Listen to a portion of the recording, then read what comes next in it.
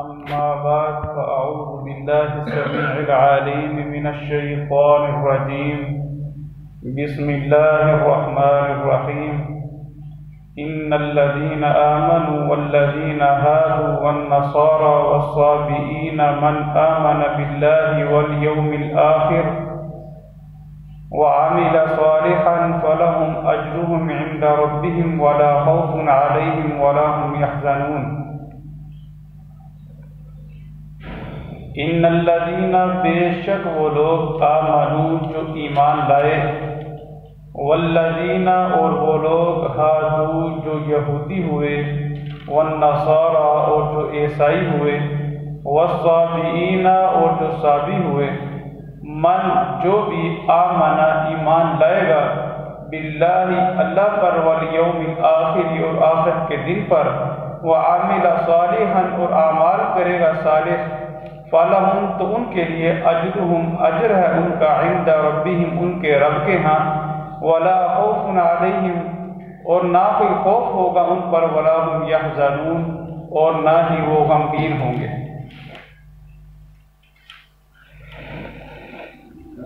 اللہ رب العالمین نے بنی اسرائیل کی سرکشیوں کا ذکر کرنے کے بعد اپنا ایک پیٹ رول بیان کیا، فرمایا کہ کائنات کے اندر کوئی بھی آدمی ہو، صرف جو آدمی اللہ پر اور آخرت کے دن پر ایمان لے کے آئے گا، اعمال صالحہ کرے گا، وہی کامیاب ہے دنیا کے اندر بھی اور آخرت کے اندر بھی۔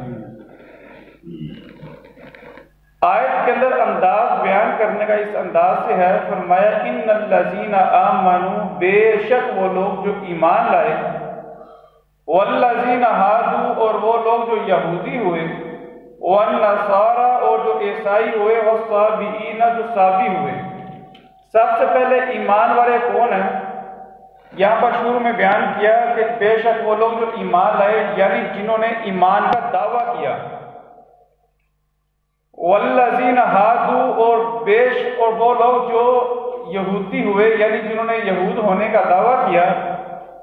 یہ دراصل حضرت یعقوب علیہ السلام کے ایک بیٹے جن کا نام یہودا تھا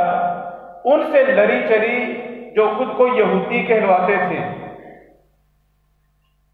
فرمایا جو یہودی ہوئے والنصارى اور جو عیسائی ہوئے۔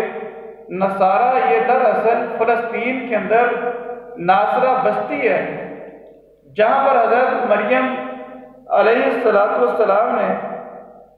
اپنے بیٹے حضرت عیسیٰ ابن مریم علیہ السلام کی پرورش کی۔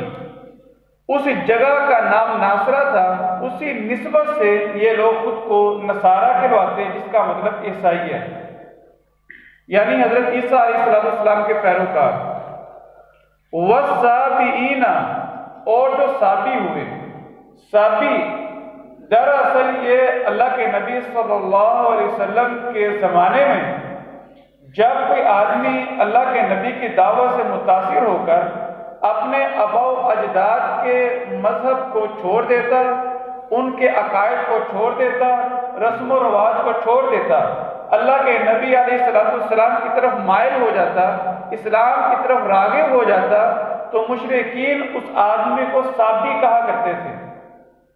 صابی اپنے نزدیک وہ اسے کہتے تھے جو بے دین ہو گیا، جو اپنے آباء و اجداد کا دین چھوڑ چکا ہے، اس کو وہ صابی کہا کرتے تھے۔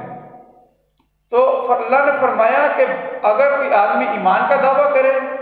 یا وہ لوگ جو اپنے آپ کو یہودی کہلوا رہے ہیں یا عیسائی کہلوا رہے ہیں یا جو صابی،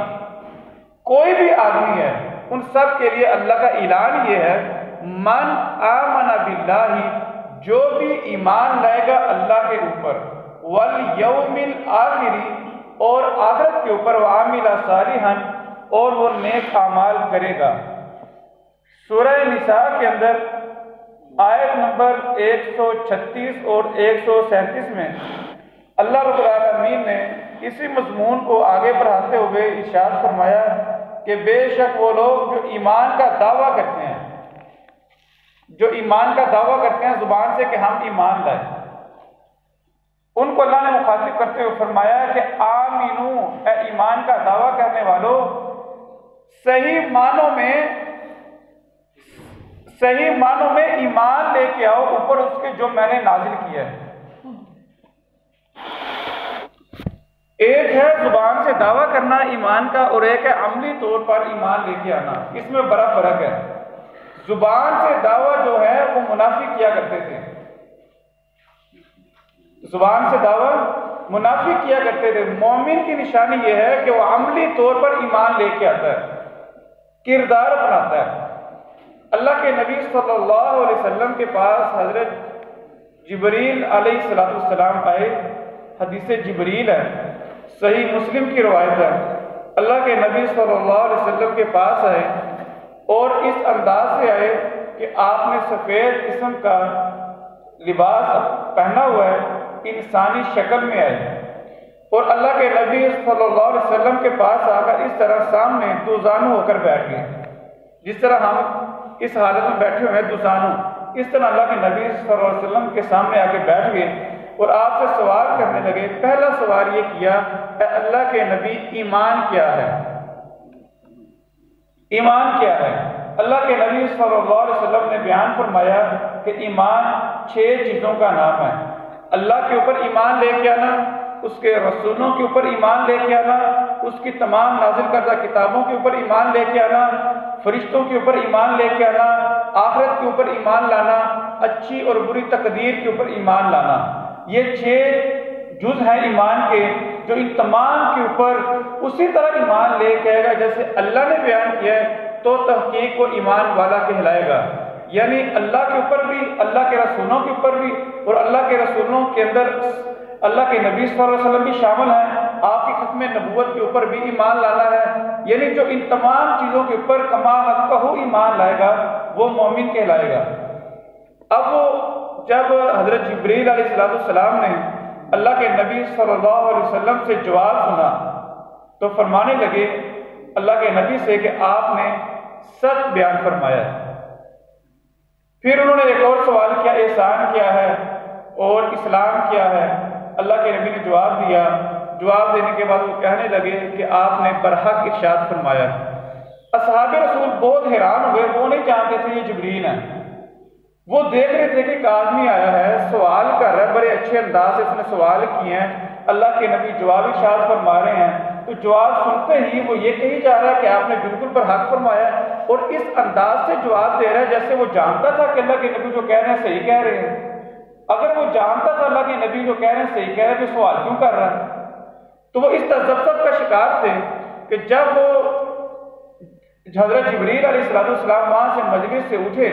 اور واپس جانے لگے تو اللہ کے نبی صلی اللہ علیہ وسلم نے صحابہ کو کہا کہ آپ ان کا پیچھا کریں، یہ کون ہے، کدھر جا رہے ہیں؟ دیکھا تو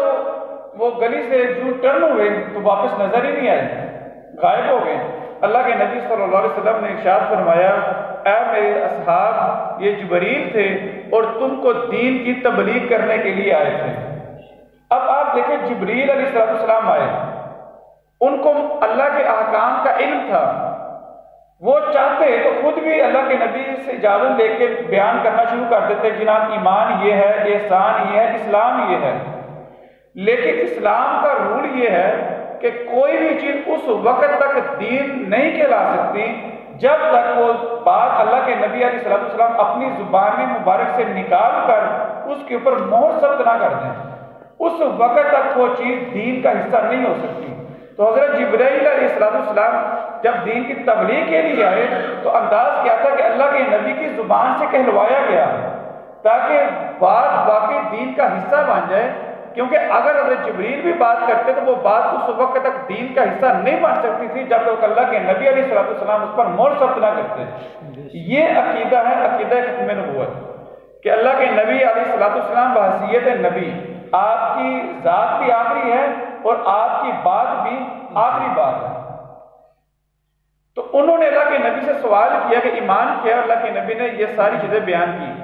اب بعض لوگ یہاں پر سوال کرتے ہیں کہ اللہ تعالیٰ نے یہاں پر یہودیوں کا ذکر کیا، ایمان والوں کا بھی ذکر کیا، اگر ایمان والے یہ کام کریں تو بھی وہ کامیاب ہیں، یہودی کریں تو بھی وہ کامیاب ہیں، عیسائی کریں تو بھی۔ ان سب کو بیان کرنے کا مقصد یہ ہے کہ جو بھی لوگ جس جگہ پر موجود ہے، مومن کہہ رہا ہے، یہودی کہہ رہا ہے، عیسائی کہہ رہا ہے یا صابی کہہ رہا ہے، ان سب کو اس چیز پر آنا ہوگا جو میں نے نازل کیا ہے، یعنی